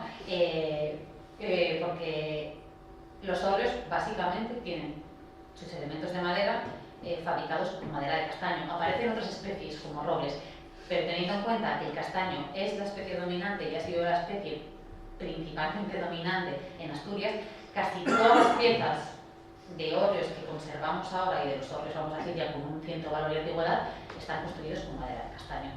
¿Qué tiene la madera de castaño, no? Si empezamos a pensar en diferentes propiedades físicas, propiedades mecánicas, que la hacen, vamos a decir, especial respecto a otras. Bueno, es una madera, es madera procedente de una frondosa, y su dureza, como propiedad física, se clasifica como semidura. Esto es interesante, porque el hecho de ser muy blanda sería malo, y el hecho de ser muy dura limitaría ciertos, vamos a decir, trabajos de balistería, tallado, realización de uniones que no presenta a día de hoy. Coeficiente de contracción volumétrica. ¿Qué es un coeficiente de contracción volumétrica? Bueno, es el porcentaje, ¿vale?, vamos a decir, de movimiento que presenta la madera respecto a los cambios con las condiciones ambientales. La madera es un material higroscópico. Cuando la gente dice que la madera es un material vivo, no nos referimos a que una vez que las vigas estén puestas en una estructura inmaterial, realmente las células estén vivas en sí. Lo que decimos es que la madera está constantemente en intercambio de agua con el medio en el que se encuentra. Entonces, si ese medio cambia, si estamos, por ejemplo, en el caso de esta sala, en el que la humedad ambiental y la temperatura ambiental va a ser siempre constante, la madera se va a mantener más o menos a una misma humedad. Pero si la madera, de repente aquí, pues tuviéramos una gotera grandísima, esta sala se dejara de calefactar, empezar a aumentar la humedad y que era mucho más frío, la madera sentiría de alguna forma esos cambios. Entonces,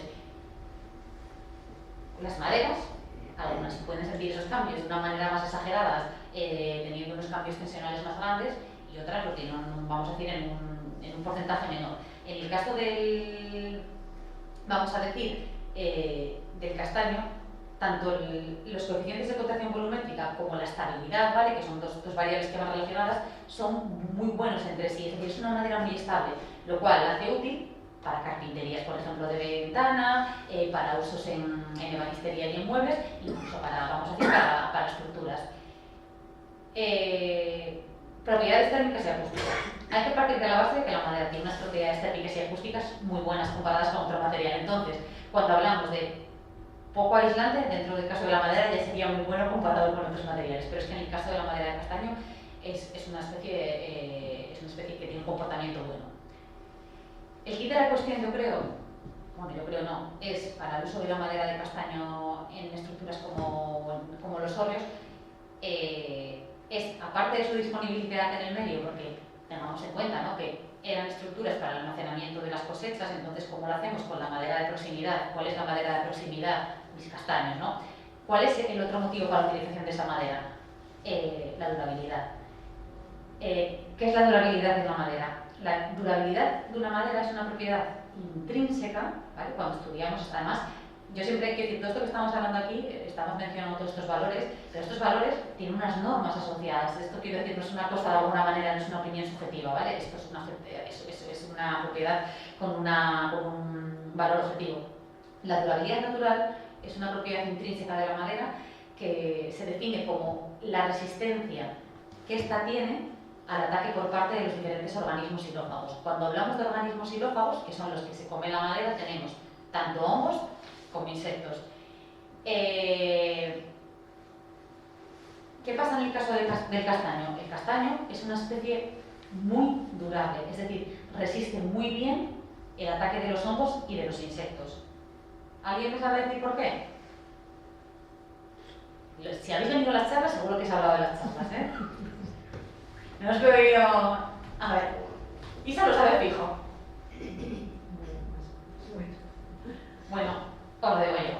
El castaño es muy durable porque tiene un contenido muy elevado en taninos. Los taninos son unos compuestos químicos que tienen muchísimos usos hoy en día, cuando pensamos en lo de siempre, no tener beneficio de todo, pero que a la madera de castaño le confieren en sí misma una resistencia natural muy alta. Es decir, tú tienes unas carcomas atacando ahí tus vigas de madera o tu suelo de eucalipto y de repente dicen, vaya, me he cansado de comer esto, voy a ir a las vigas. Así que, esto es castaño, pues ya no me gusta, no me apetece y no se lo comen. Y esto, en el caso de muchas especies, implica que tú tengas que darles un tratamiento porque no tienen esa durabilidad y son súper apetecibles para cualquier tipo de organismo xilófago. Pero en el caso del castaño, esto ya viene de serie, así que eso es un punto altísimo. Porque, ¿dónde vamos a utilizar el castaño? Principalmente en el caso de los hórreos, al exterior. ¿Eso qué va a implicar? Que la madera tenga una humedad un poco elevada. ¿Qué pasa con las humedades elevadas? Hacen que la madera sea más apetecible a los insectos. ¿Qué va a pasar? Van a intentar comérsela. ¿Qué se van a encontrar? Que tienen madera de castaño y que no se la pueden comer. Así que aquí ya vamos un poco al primer mito, vamos a decir, tumbado. Si el hórreo es de castaño y tiene muchos años, posiblemente vaya a seguir teniendo muchos más. Quiero decir, la madera no va a sufrir ataques, no necesita esos tratamientos que durante muchos años se han hablado de que le beneficiaban, como aplicar gasoil, etcétera, etcétera, etcétera. Eso no hace falta para nada. Si la madera es de castaño, posiblemente, si ha habido un ataque de insectos, ha sido la parte de, vamos a citar, dura. No hemos hablado de eso porque, bueno, me parecía entrar en demasiadas cosas, pero cuando hablamos de madera, si pensamos en un tronco cortado, ¿vale?, que metemos un corte al tronco, el centro, lo que en Asturias se conoce como cierno, y técnicamente hablamos como madera de duramen, es lo que vamos a decir, lo que mayor calidad tiene, y es lo que hablamos de que puede ser atacable o no atacable. Normalmente, la albura, que es la parte del exterior del tronco y que se coincide con la madera más nueva, suele ser generalmente susceptible de ataque. En el caso de castaños, menos que en otras especies, pero aún así, que si tenemos un poco de ataque es porque nuestra pieza tiene un porcentaje de albura interesante, porque en el corte, cuando la sierra corta, a veces hay porcentaje de albura, a veces no lo hay, pero que realmente se va a mantener sin necesidad de aplicación de tratamientos ni de grandes conservaciones. Sí que luego, claro, el castaño tiene otra cosa que, vamos a decir, que no todo el mundo a veces le gusta, es que cuando envejece, al final no hemos hablado, vamos a decir, de propiedades físicas en cuanto a aspecto superficial, tiende a ponerse gris, y eso hay mucha gente que no le gusta, y por eso también es respetable que en algún momento pues, alguien quiera aplicar un tratamiento con pigmentos, con óxidos, para evitar un poco esa, vamos a decir, esa degeneración, ¿no? O también para revivir el color madera, que hay gente que le gusta. Entonces, ¿qué os cuento, vamos a decir, desde nuestra experiencia de temas, vamos a decir, en el ámbito de la construcción, cuando pensamos en los hórreos, ¿no? O sea, los hórreos son una estructura altísimamente eficiente, pero en muchísimos aspectos. El primero, la posibilidad de traslado. Eso, en los tiempos que corren, incluso antes, o ahora que también se producen incluso donaciones o traslados o compras de hórreos entre particulares, eso es una ventaja muy grande, porque pensad cuántas estructuras de las que nos rodean con un uso tan claro como este pueden ser trasladadas. Yo ahora mismo pienso que no se me ocurre ninguna, ¿no? Luego, el diseño que tienen, de planta rectangular, planta cuadrada, es un diseño que está súper optimizado para obtener el máximo almacenaje posible de la estructura, que es decir, al final es un cubo, realmente es un cubo con una cubierta. Y luego además, ciertas medidas de diseño que tiene, como por ejemplo el hecho de tener pegollos, hace que la madera que conforma la caja estructural esté alejada del suelo, del aporte de humedad, también cuida, ¿no?, el material que tenemos almacenado, en este caso la cosecha. Luego, bueno, si entramos ya, vamos a decir, en la parte puramente estructural, el reparto y la transmisión de las cargas en cuanto a comportamiento estructural es perfecto, ¿no?, porque son cargas verticales puras y duras que se transmiten a través de los pegollos, que tienen vamos a decir, una forma perfecta en cuanto a transmitir esos empujes al terreno, entonces es muy, muy eficiente. Incluso vamos a decir las proporciones, ¿no? Es una cosa, como yo digo, las prácticas del buen hacer, ¿no? Antes no se calculaban las vigas, no entrabas a hablar con un carpintero y le decías, oye, para soportar estas cargas con este ancho de paño tienes que poner esta estación de cuánto, no, ya se sabía, ¿no? Pues esto, al final, el hórreo es una práctica de buen hacer en sí, ya trasladada. Luego, la elección de la especie, ya sea por casualidad, porque los castaños son lo que tenemos aquí, o porque también durante igual muchísimos años se iban poniendo las especies y se iba viendo que daban problemas. La elección de la madera es muy buena en cuanto a propiedades mecánicas y a las físicas que hemos visto, como la durabilidad. Y luego tiene determinadas cosas como la protección por diseño, ¿no? Hoy en día, cuando hablamos de estructuras de madera, se habla mucho de protección por diseño, ¿no? Es decir, evitamos que las maderas estén tratadas químicamente, ¿no? Hace muchos años dejamos de usar creosota, ¿no? Ahora ya las sales de cobre tampoco ya están bien vistas, y se busca que las estructuras estén diseñadas de tal manera que se acumule la menos agua posible, ¿no? Porque el problema de la madera es la acumulación de agua. Hay un chiste muy malo que, ya con todas las cosas malas que he dicho hoy, pero fue lo primero que aprendí de madera, que decían, el agua en la madera es como la suegra, si tiene que venir que venga, pero que se marche pronto. Entonces, con esto que decimos, que no pasa nada porque la madera se moje, porque la gente dice, no, es que la madera no se puede mojar, no, la madera se puede mojar, el problema es que se acumule el agua y que esté mojada mucho tiempo, pero la madera procede de los árboles se mojan, no pasa nada.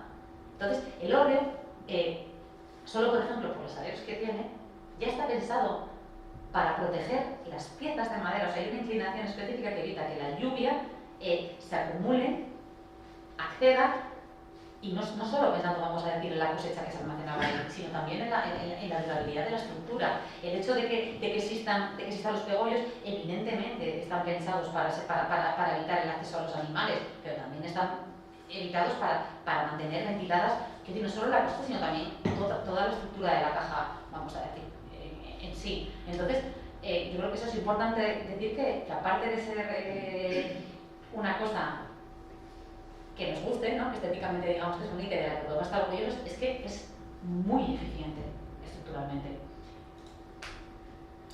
Hemos visto, ¿no?, que los hórreos, o conocemos, ¿no?, tienen un valor funcional, un valor patrimonial, etnográfico, paisajístico, ¿no?, porque ¿qué sería Asturias, que serían nuestros pueblos, ¿no? sin los hórreos o otros tantos pueblos del norte de España. Pero ¿cuál es el problema? El que habíamos hablado antes, ¿no? El abandono del medio rural. Ese es, ¿no? el gran problema de nuestros días, ¿no? La vida en la ciudad, la no presencia en nuestros pueblos y la búsqueda a veces solo, ¿no? de un beneficio sin la vida en el pueblo en sí. Entonces, tenemos de alguna manera asociados, vamos a decir, a los hórreos una serie, vamos a decir, de aspectos que tenemos que abordar, que es por una parte cómo tiene que ser, ¿no? la restauración y la rehabilitación de estos hórreos, ¿no? Bajo qué parámetros, en qué direcciones, teniendo en cuenta qué criterios. Y luego el mantenimiento estructural, porque no nos olvidemos de que antes hemos hablado de que vivimos en una sociedad con normas y tristemente defendemos para que el código técnico de la edificación no afecte a todo, pero bueno, hay unos estándares de seguridad que hoy en día tenemos que asegurar mínimamente para poder mantener nuestras estructuras. Luego, la presencia, ¿no? de esa carpintería tradicional que cada vez se pierde más, ¿no? A la vez que se pierden esta vida en el pueblo, ¿no? Estos oficios tradicionales, este tipo de estructuras, porque ya no se mantienen, ya no se quieren, ya no se hacen, esa carpintería tradicional también se pierde. Y luego, bueno, la importancia de que al final es nuestro patrimonio, como otras cosas que tenemos en Asturias, o sea, a la par que cualquiera de los valores y de lo que nos hace, vamos a decir, orgullosos de nuestra tierra, ¿no? Entonces, ¿qué tenemos respecto a esto? Es una pena que el señor que estaba aquí no continúe en la charla, porque es eso, a veces el trabajo de la administración o de los diferentes instrumentos, incluso de asociaciones que podemos pivotar alrededor de ella, es a veces un poco invisible y se hacen muchas cosas, ¿no? En el año 2020, el Principado de Asturias constituye la Mesa del Hórreo, ¿no? Cuyo objetivo principal es abordar la regulación de estos elementos etnográficos para garantizar su futuro y proteger su valor cultural. O sea, el objetivo principal es ese. ¿Qué está pasando? Los hórreos se caen, se pierden. Entonces, esto es un problema que tenemos que abordar. ¿Y cómo se decide abordar? Pues en este caso no es unidireccional por parte de la administración. O sea, la administración pide, vamos a decir, la colaboración de diferentes expertos, profesionales, asociaciones y entidades de diferentes ámbitos que tengan una relación con el estudio, la restauración y la conservación de los hórreos y paneras. Es interesante que a raíz, vamos a decir, del comienzo de los trabajos de la Mesa del Hórreo, aparecen en el 2021 los primeros números, ¿no? Que facilita la Consejería en cuanto a un inventario unificado de... No estamos de acuerdo, Gustavo no está de acuerdo y luego vamos a ver lo que es ese número. ¿Te parecen muchos, pocos? Yo niego que haya un inventario. Eso es importante, eso es un punto. No, yo hablo de la información que ellos en ese sentido se trasladan. Extrapolar. Sí, claro que extrapolada. Luego nosotros podemos hablar de que desde CETEMOS, por ejemplo, se planteó, todavía se plantea, ¿no? Porque nosotros hay líneas que se están llevando a cabo con la Consejería y líneas que tenemos encima de la mesa, pero dentro de la idea que tenemos es hacer, vamos a decir, modelos satelitales para detección de hórreos y poder hacer inventarios sobre imágenes satelitales, porque en CETEMAS ese es un trabajo que se hace mucho en la parte, vamos a decir, forestal, pero sí que es verdad que los hórreos y las paneras al final tienen una tipología de planta muy específica que sería posible, de alguna manera, evidentemente tendríamos que decir, son otros que hay que pulir y entrenar muy bien, pero sería posible conseguir unos números un poco más fiables, pero bueno, eso es otro tema, ¿no? Entonces, el Principado, en un inventario unificado, que no tenemos la duda de que pueda estar un poco extrapolado, dice que hay casi 15.000 hórreos que tienen protección patrimonial, porque, a ver, no todo es malo, quiero decir, hay muchos hórreos cayéndose, hay muchos hórreos antiguos, pero hay mucha gente que hace hórreos nuevos. Entonces, eso es una cosa a tener también en cuenta, porque no todos están todavía configurados de protección, porque algunos son relativamente nuevos. Seguimos, ¿no? Con los avances. En el año 2023, aquí ya, vamos a decir, sí la Consejería pone en conocimiento un documento de objetivos que se denomina el Plan Estratégico de Hórreo. Este documento se presenta a todos los integrantes de la mesa y tiene como, vamos a decir, como sentido establecer una serie de líneas y medidas estratégicas en referencia a la conservación de los óleos que permitan de alguna manera adoptar decisiones en un marco un poco común, ¿vale? Esto volvemos a lo mismo, puede ser un tema que genere una controversia o que no esté todo el mundo de acuerdo, pero al final hay que establecer unas, vamos a decir, unas líneas de actuación que sean mínimamente comunes para que todos vayamos en la misma dirección. ¿Cuáles son los objetivos principales? ¿No? Que puede sonar un poco difuso. Estos son los objetivos y luego podríamos entrar en las líneas, ¿vale?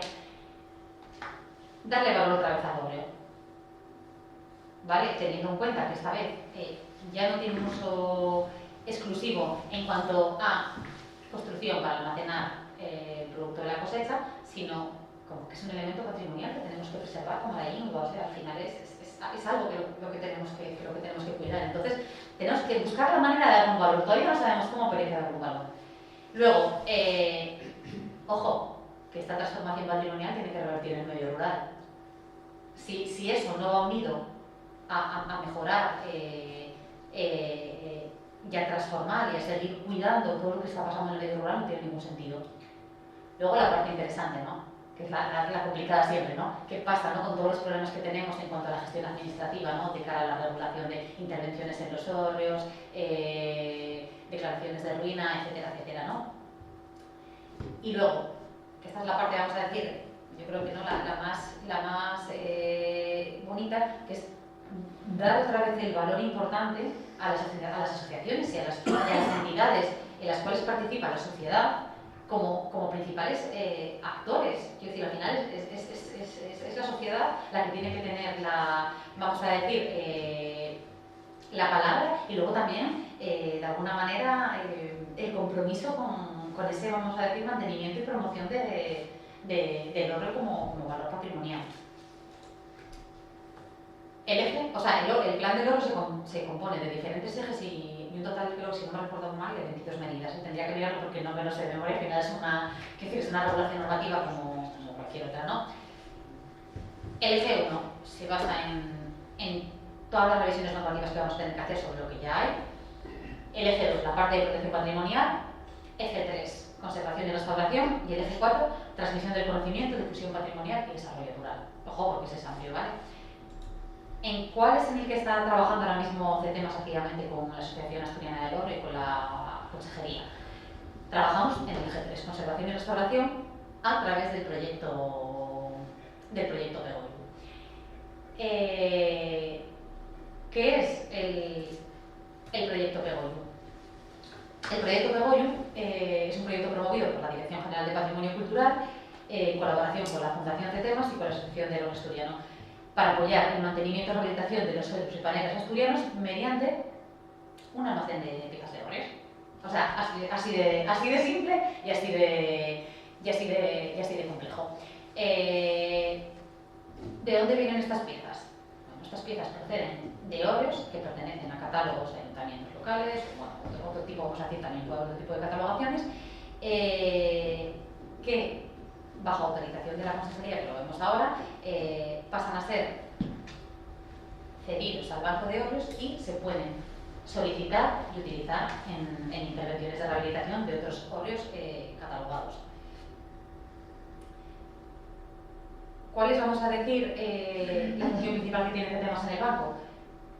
Por una parte, el acopio, luego la caracterización, porque nosotros, como hemos dicho, no somos especialistas en óleos, pero sí que nos gusta mucho la madera, entonces entendemos un poco del estado de la madera, entonces sí que hacemos una caracterización de esas piezas y de cómo las recibimos, les hacemos un pequeño, vamos a decir, mantenimiento y las tenemos inventariadas para cuando los profesionales vienen a buscar esas piezas, nosotros poder de alguna manera indicarles, busca este tipo de piezas, las tenemos aquí, hemos recibido estas nuevas, tienen estas dimensiones, esta procede de este óleo, ver si encajan o no encajan y nosotros de alguna manera ceder en esa custodia. No somos unos meros guardianes orgullosos de este material. ¿Quiénes vamos a decir o qué entidades no participamos de alguna manera? La Asociación del Óleo tiene la función principal de la gestión del desmontaje y el transporte de las piezas a CETEMAS y nosotros lo que hacemos es las recepcionamos, las caracterizamos, desde que caracterización física, incluso mecánica, el registro de las mismas, inventariado y almacenaje. Y todo esto, de alguna manera, se hace a través de la página web del proyecto, que os recomiendo que visitéis, pero también telefónicamente. Quiero decir, tanto la Asociación del Orrio como CETEMAS estamos a disposición de los profesionales carpinteros como de los particulares que vayan a asumir una intervención de rehabilitación en asesorarles de cómo darse de alta, cómo a través de su profesional poder solicitar piezas, etcétera, etcétera. Claro, aquí entran las cosas, vamos a decir, un poco importantes, ¿no? Los temas, vamos a decir, administrativos. O sea, la Asociación del Orrio no puede recoger cualquier orrio que se pida, no podemos llamar y decir, oye, tengo un orrio cayendo, que además no me interesa mantener porque es carísimo y no, ya no se usa para nada en casa, no va así. Quiero decir, hay que conseguir, y no lo digo como buscarlo, ¿vale? Quiero decir, el orrio tiene que estar declarado en ruina por el ayuntamiento, por un aparejador, o sea, quiero decir, eso tiene que estar legalmente declarado en ruina. Entonces, en ese caso,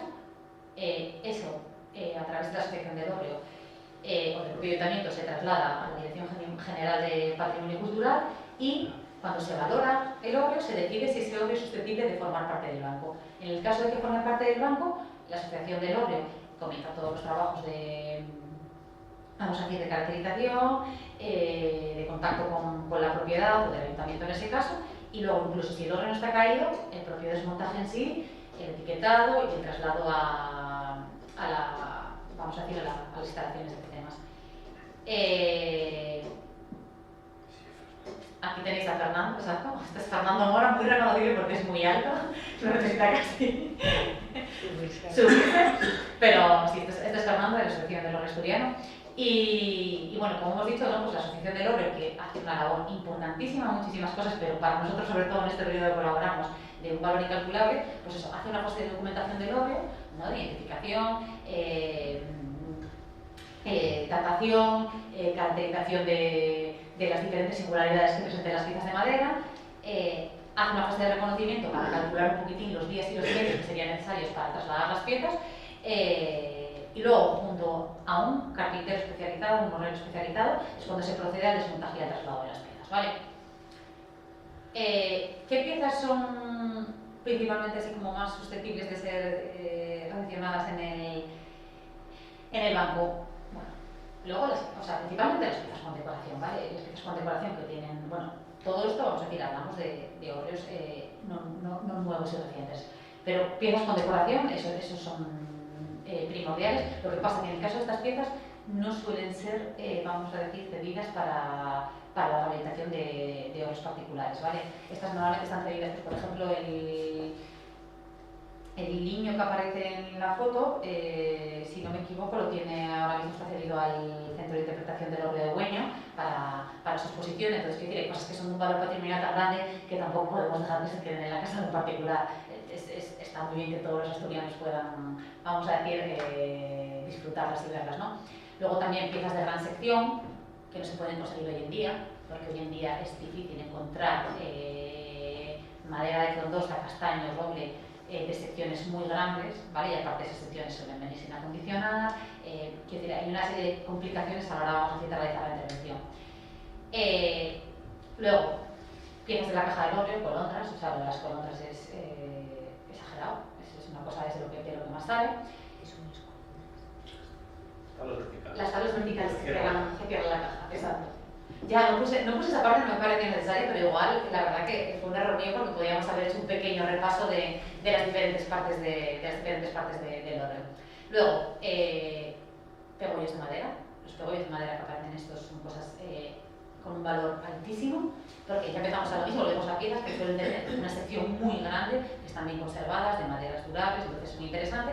Y luego, diferentes elementos de apoyo de piedra, ¿no?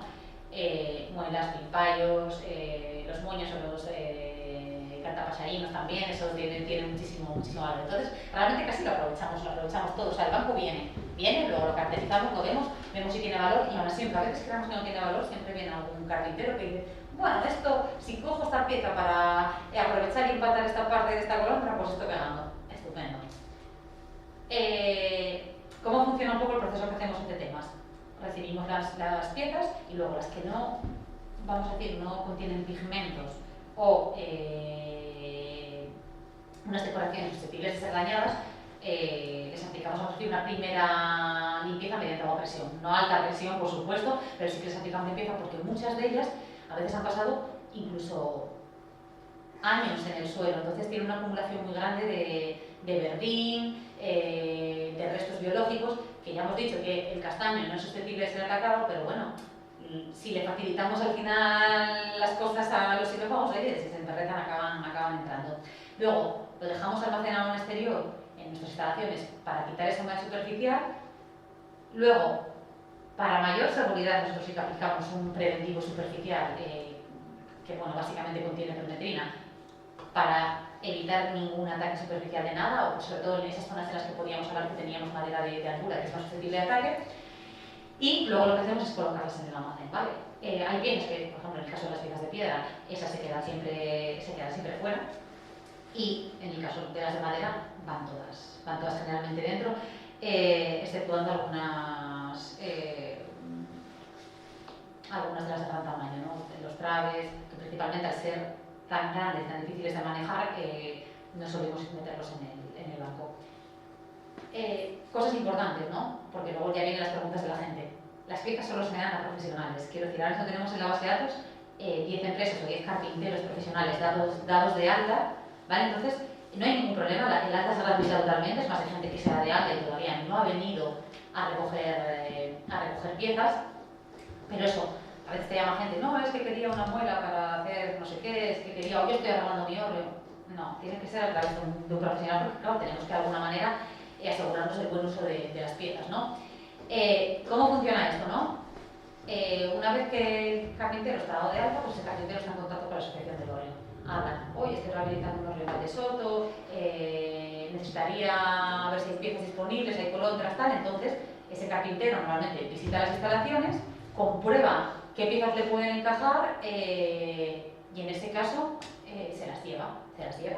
Firmamos una serie de documentos, todo está, es decir, hay una trazabilidad completa en el sentido de qué piezas se van, a qué obras se van, se comprueba que la obra se ha acabado y se puede dar el caso incluso de carpinteros que se llevan piezas y que vuelven con ellas. Oye, no, mira, esto al final no me encaja, no pasa nada, devolvemos eso, pero todas las piezas sabemos dónde están colocadas y las tenemos localizadas y trazadas. Como cosas así bonitas, ¿no? Para daros un poco de idea, ¿no? La plataforma, que yo recomiendo que visitéis la página web si podéis, está operativa desde 2023, ahí explica todo esto que he hablado yo, lo explica de una manera, yo creo que muy clara, facilita direcciones de contacto y teléfonos para poder hablar tanto con la asociación del óreo como con temas, y funciona perfectamente ya desde el año pasado. Desde el año 2021 se han desmantelado, en el buen sentido de la palabra, 16 óreos. Eso es mucho, ¿no? Ahora mismo tenemos material de 16 óreos. Hay algunos con muchas piezas, pues por ejemplo, el número 16 ha tenido 80 y pico, pero en cambio hay otros que solo tienen 3. De estos 16 óreos tenemos un total de 342 piezas inventariadas, destacando eso, pues el niño de Cervera, que es el que está ahora mismo en el Museo del Óreo, y el número 16, que es un óreo del siglo XVI, el cual es importante decir que no va a ser para utilización en rehabilitaciones. Ese es un óreo que la Consejería quiere trasladar y, vamos a decir, volver a montar otra vez y restaurar para conservar en su totalidad. ¿El qué? ¿Es en Belmonte? No lo sé, fijo. No voy a hablar de lo que no sé. No se montó. Es que no lo sé porque además está llegando. Llegó la semana pasada una parte y todavía tiene que llegar esta semana más. Y luego, como cosa interesante, a mitades de noviembre, pues utilizaron un total de 99 piezas. Es importante decir que el óreo 14, 15 y 16 todavía están, vamos a decir, pendientes de ciertos trámites y no se pueden entregar las piezas. Que en cuanto se entreguen, vamos a decir oficialmente, suele salir muy rápido, porque ya tenemos carpinteros que nos llaman habitualmente, oye, llegaron pegollos nuevos, es que necesito un pegollo de tal, oye, es que esto. Entonces, ahí vamos a decir una muy buena relación y un buen uso del banco por parte de los profesionales. Para finalizar, pues nada, por parte de este tema, agradecer a todos los integrantes de la mesa de voto, porque por una parte se promueve la protección y conservación de los óreos y luego nosotros estamos aprendiendo muchísimo. Entonces, siempre es importante eso, dar la salida a todas las entidades, a todos los particulares, a todos los profesionales que están tirando por ello. Y sí que quería aprovechar y meter una cuña publicitaria de que entre temas trabajamos con el castaño antiguo y con el castaño nuevo, ¿vale? Entonces, ya en el año 2012 pusimos en valor la madera de castaño de pequeña escuadrilla consiguiendo su marca UC mediante la caracterización estructural que no tenía hecho, y ahora estamos trabajando en la caracterización de la gran escuadrilla porque la madera de la gran escuadrilla de castaño es una madera altamente solicitada para la construcción de nuevas estructuras, y el problema que tenemos es que si no tiene marca 12, es decir, su documentación legal para poder comercializarse y venderse, hay mucho, vamos a decir, mucho usuario que no la quiere, porque es como un poco ilegal, entre comillas, es su pasaporte para poder venderse en Europa y venderse en España como cualquier producto de construcción. Entonces, antes lo teníamos de pequeña escuadrilla y ahora estamos trabajando para conseguirlo de gran escuadrilla. Entonces, os quería... Sí, a ver si suena así. La raíz de Asturias es la del castaño. Compartimos siglos de historia, cultura, tradición. Un recurso natural sobre el que se construye nuestro pasado y que miramos. De todas las especies forestales, el castaño es la que ocupa la mayor superficie de nuestro territorio. En Asturias se localiza el mayor número de hectáreas de toda España. Nuestros antepasados supieron ver las posibilidades de una especie versátil, estable, fácil de trabajar, resistente a factores ambientales. Ellos nos enseñaron todo su valor. La Fundación CETEMAS desarrolla desde 2009 proyectos innovadores que dentro del Plan Estratégico del Castaño del Gobierno del Principado de Asturias cuidan de él, estudian las propiedades del castaño y lo hacen más competitivo colaborando con la industria. El desarrollo de modelos de gestión para recuperar nuestros castañares de monte permite poner en valor un recurso singular, de alto valor natural y económico.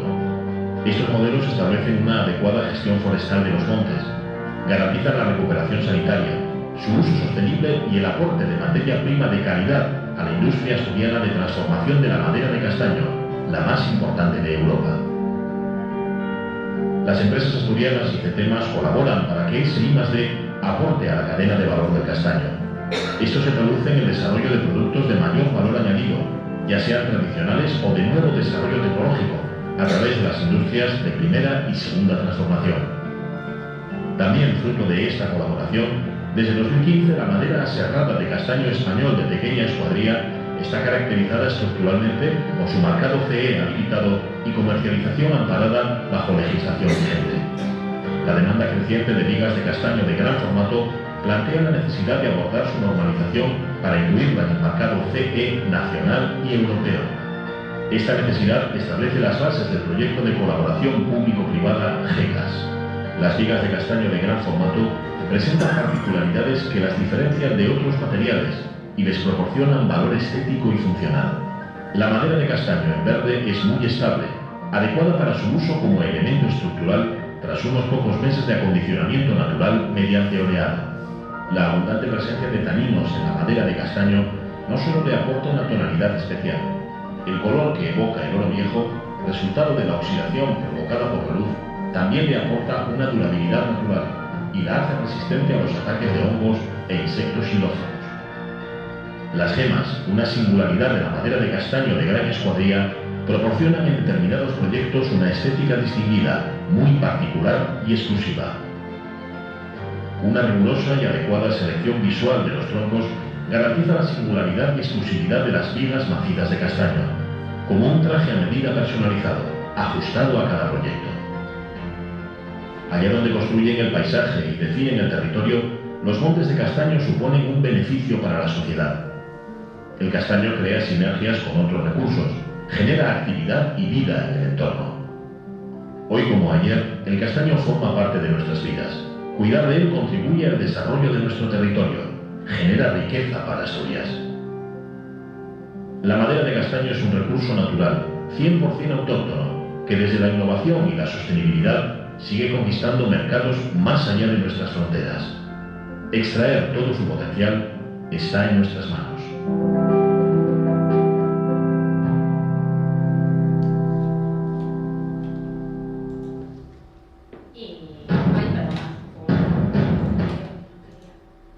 Y nada, daros las gracias a todos por haber asistido y aquí quedo a vuestra disposición para cualquier Hasta ahora.